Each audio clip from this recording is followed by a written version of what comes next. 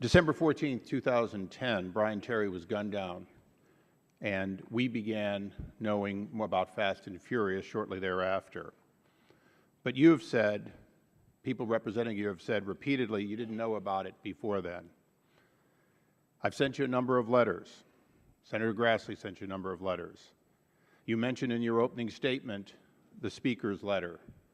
The Speaker did not limit the scope of the subpoenas you're under an obligation to respond to. He simply asked you for response to two key areas.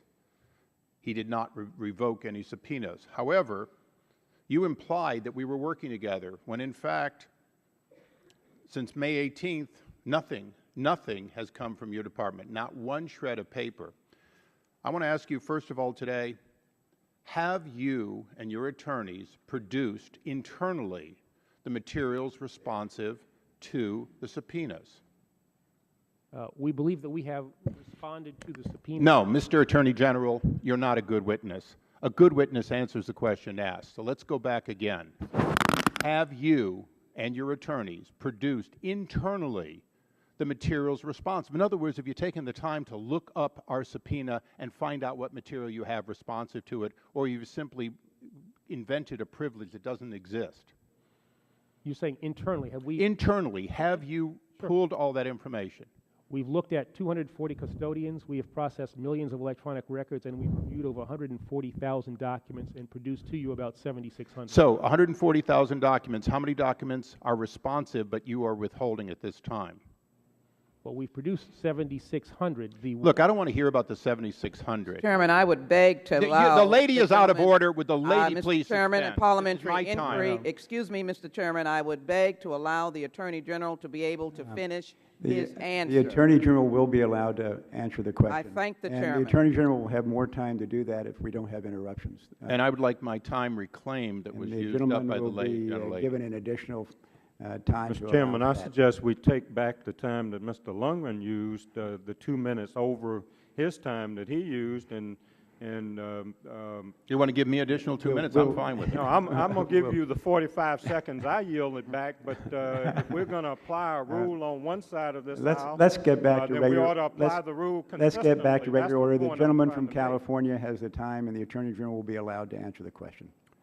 Isn't it true, Mr. Attorney General, that you've not produced a log of materials withheld, even though our investigators have asked for it? I know that, I'm not sure about that. I know that the... Okay, I'm sure you didn't, so let's move on. March 15th, 2010, before Brian Terry was gunned down. April 19th, 2010, before Brian Terry was gunned down. May 7th, 2010, before Brian Terry was gunned down. May 17th, 2010, before Brian Terry was gunned down. June 2nd, 2010, before Brian Terry was gunned down. July 2nd, the real date of our independence, 2010, obviously earlier, before Brian Terry was gunned down.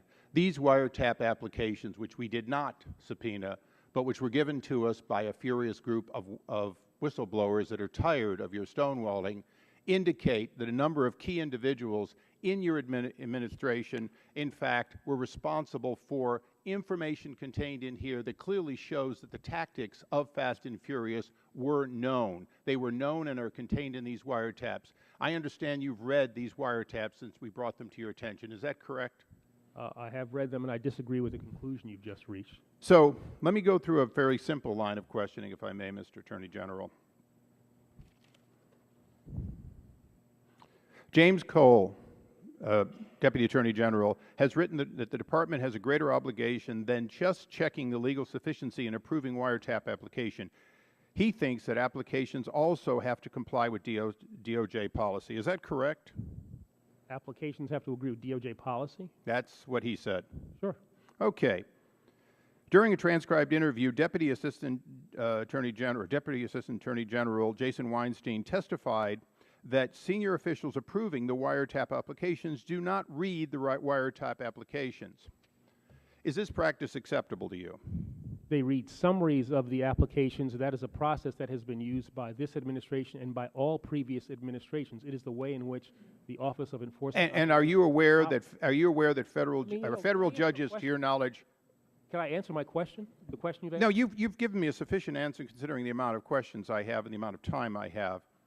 You're okay with that practice? You've already answered that. So, would you agree that senior officials are responsible for documents they sign? I would assume the answer is yes. So now let me ask you the question. Jason Weinstein, is he responsible for what is in these wiretaps?